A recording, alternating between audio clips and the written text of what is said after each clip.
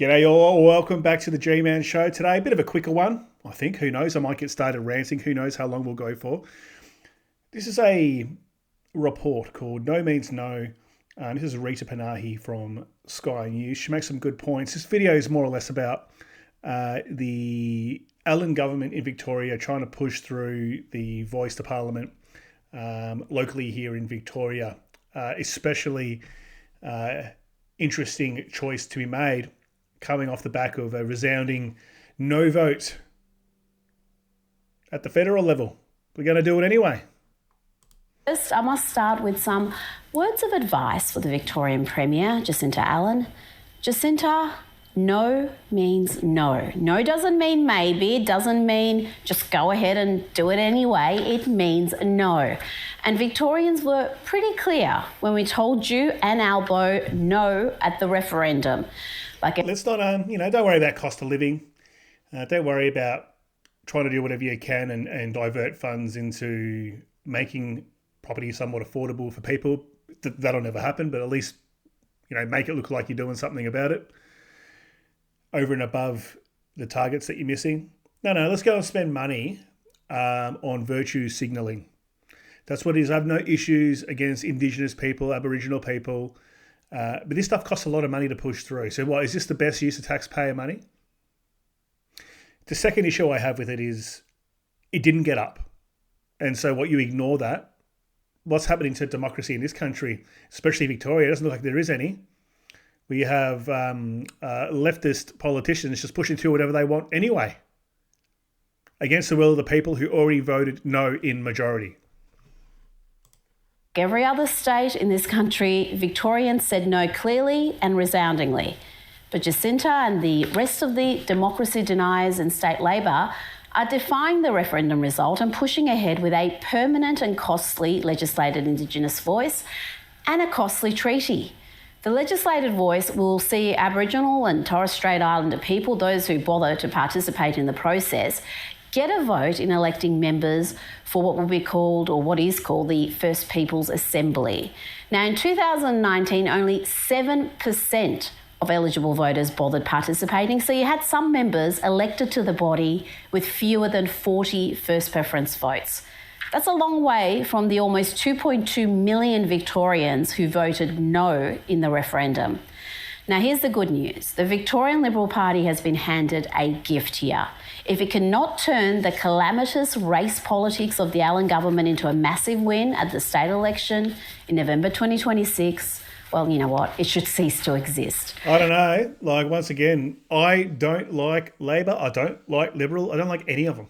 People have called me a liberal shill. I don't like any of them. I'm telling you that right now. I just call it how I see it.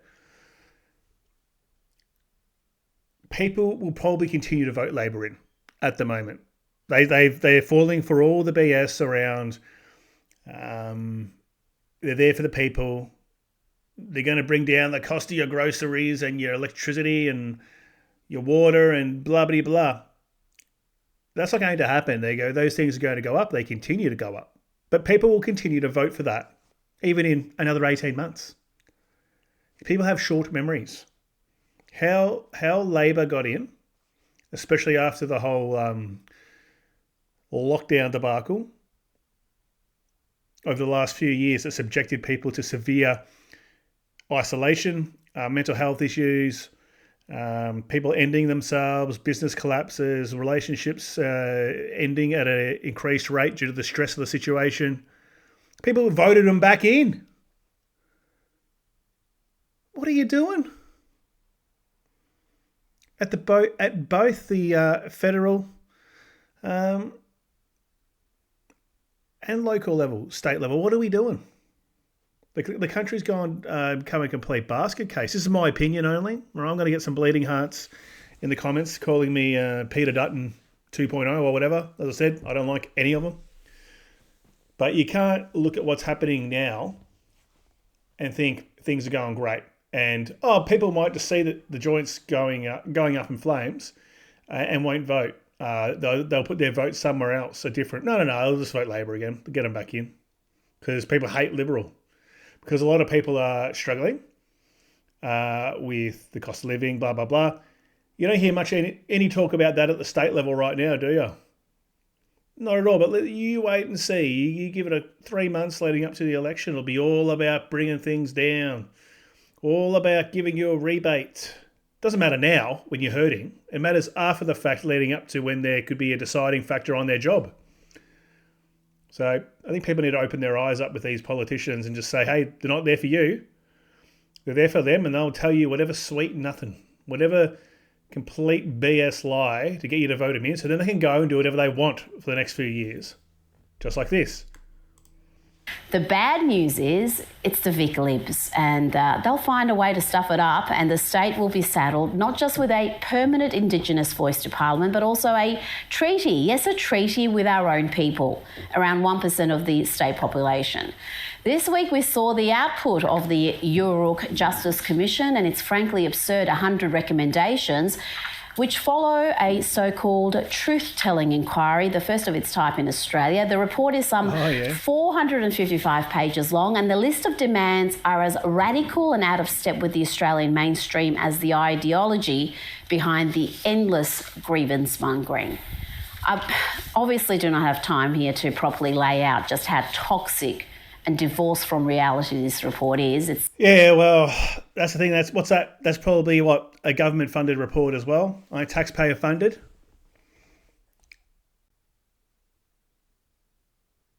The whole point of all this stuff is for us as the colonisers. We need to pay our rent, guys. It's all about money. And I can tell you now, if this does get up and all these bodies are enacted and we get this voice to Parliament at the state level, who knows, you could be paying the Indigenous people additional rent or additional levies to the land on which your house is on. Don't call me a cooker or a smoke in the glass Barbie. All right? It's you can see what's going to happen here. It's about all these Indigenous groups. It happens all over the world. What it's all about, at the end of the day, they want reparations. They want financial benefits from you, the people, and more from the government. It's never enough already what they are getting. It's not about decision making. It's about getting money. Call me a racist. Call me whatever you want. That's what it's all about. It's all about money. Starts badly with a foreword written by former Premier Steve Bracks, who opens with this. He said, "Until now, official histories of Australia were written by the colonisers, the oppressors, the victors. The stories about First Peoples' occupation of this land for thousands of years were ignored, distorted and covered up, written out of history, as was the devastating impact of British colonisation from 1788. Say what now? In what state has Steve Bracks been living? Because the black armband view of Australian history has been relentlessly pushed down our throats for decades, including when I was at school a few years ago. And that Absolutely. This stuff's been happening for a long time. I remember copping all this at school. But why do we need to say sorry? Why do we now, say 250 years later, why are we now having to deal with something that happened historically a long time ago? And I know things have happened along the way, but as a complete nation of people, why are we bending over backwards for this?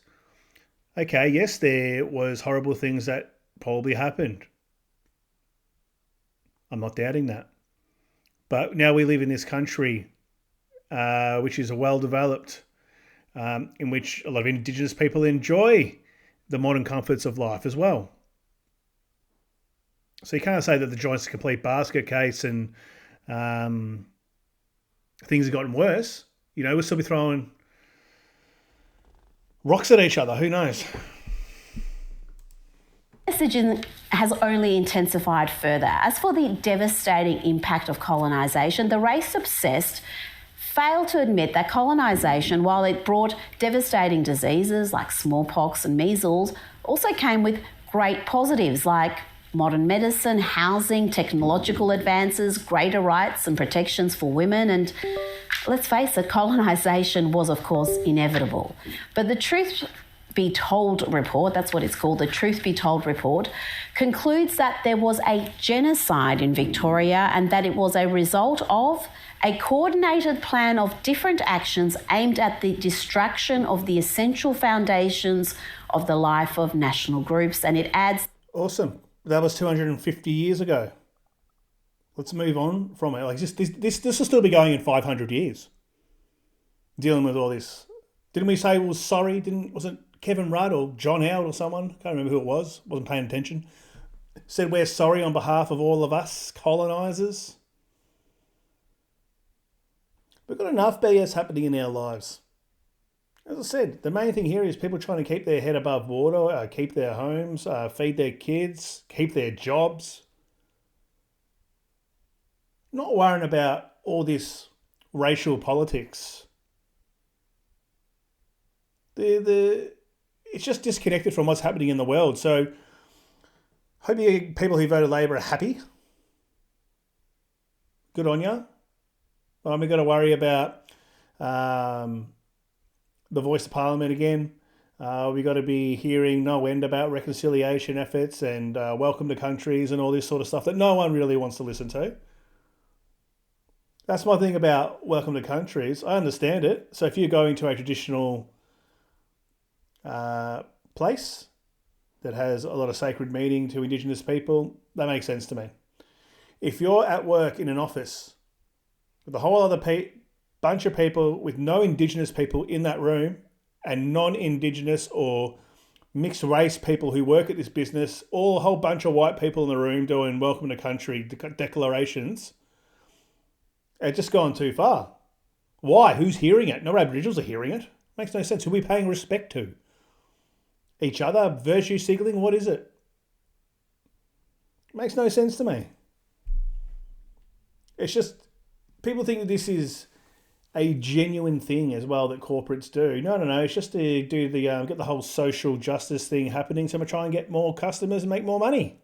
I don't give a shit about Indigenous people or welcome them to their land and all that. It's just done. That colonial systems are to blame for disparities that exist today. The scars of colonial invasion, its massacres, violence and relentless erasure are not confined to the past. They reside in the present, shaping the lives of First Peoples in Victoria today. How's it still living today? Like, there's all this emotional stuff. It was 250 years ago. It's not still living today. Yes, horrible things happened in the past. Okay? All over the world, these things happen. We have to hear this rubbish every couple of years, gets hashed up. I'm sick to death of it. From the first footsteps of invaders to the halls of contemporary power, the machinery of dispossession persists. Straight from the report. Of course, among the 100 recommendations is the demand for monetary and other compensation for injustice which has occurred during and as a result of the colonial invasion and occupation of First Peoples territories. Ding, ding, ding. There we go, guys. All about the dollars. It's what everything is about in life. It's about money. Along with demands for funding are demands for greater control, amounting to self-determination. Let's look at just one of these 100 recommendations. Now, I want to tell you something as well. Someone who's worked in some big construction projects, you get the Indigenous bodies involved or Indigenous stakeholders, they become blockers unless they're getting some sort of kickback to then allow development on a certain package of land. That's what actually happens now. Imagine how bad it's going to get when they've got a full authority set up. Recommendation 3 includes a demand that the Victorian government transfer decision-making, power, authority, control and resources to First Peoples, giving full effect to self-determination in relation to their identity, information, data, traditional, ecological knowledge, connection to country, their rights to their lands, waters and resources, in the Victorian health, education and housing systems and across economic and political life. Gosh, what could go wrong? That's just... Basically give up the whole of society. Give up the whole of society. You've seen how well that goes. Go and look at those outback communities in the Northern Territory. Oh, that's racist, G-man. Alcohol's got nothing to do with anything. And other, go have a look. Crime, alcoholism, complete chaos. Yeah, let's just hand it over, guys. No worries. Sounds fantastic. So you think the Premier would be aghast by these wild recommendations? And I assure you the other 99 are just as entitled and radical. But Jacinta Allen couldn't be happier. She was full of praise. She said, when you listen to people, you get better outcomes. And that's what treaty is all about. I reckon we're up for that as a state, are we? She also said, thank you to the Commission for these historic reports. They shine a light on hard truths and lay the foundation for a better future for all Victorians. A better... Doesn't sound too good for me as a Victorian. I'm in my right mind to get on a plane and get out of here. Go live in Saudi Arabia or something. Sick and tired of it. Future for all Victorians, apart from what, the racial division, the small matter of the state going broke. The Victorian Liberals share some of the blame for this ruinous race politics. They initially backed the establishment of the Yoorrook Justice Commission, and incredibly, they backed a treaty until the Voice referendum injected a little dose of reality into proceedings. This is an issue that could turn the state election. But for that to happen, the Vic Libs need to find their spine, they need to find their principles. Opposition leader Brad Batten has said he would not support a treaty or permanent Indigenous voice to Parliament. But the Liberal Party must offer more than that. They must stand strongly against the recommendations of this report and the divisive race politics of the left. Exactly right. We've got enough shit going on in this. Look, excuse my language. We've got enough stuff going on in our lives. I was touching on it before. Many people are at a breaking point. A lot of people are having severe mental health issues, they're turning to substance abuse, going bankrupt. As I said, losing businesses, losing jobs. Hard to keep up with the cost of everything, homelessness, and we're wasting time on this stuff. Why? Guys, that's where your taxpayer money is going. Is that where you want your taxpayer money going? This state, this country, all politicians are basically people with no business experience, no real world experience. They've been sitting in policy. They've been within political parties as staffers coming up through their whole careers.